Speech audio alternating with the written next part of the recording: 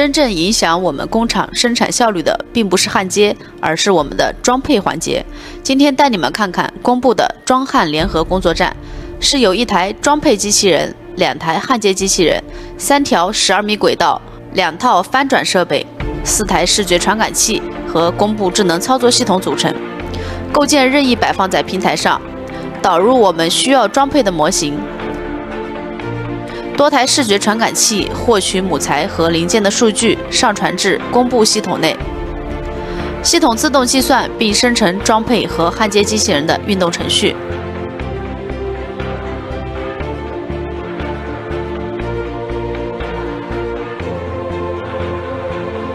每一次视觉的拍照、轨道的运行、机器人的联动，全部是由工部系统的算法根据模型自动生成。所有设备的运行全过程无人看管，高效协同完成我们的装配和焊接工作。解决了装配的问题，那么工厂整体的生产效率才能得到翻倍的提升。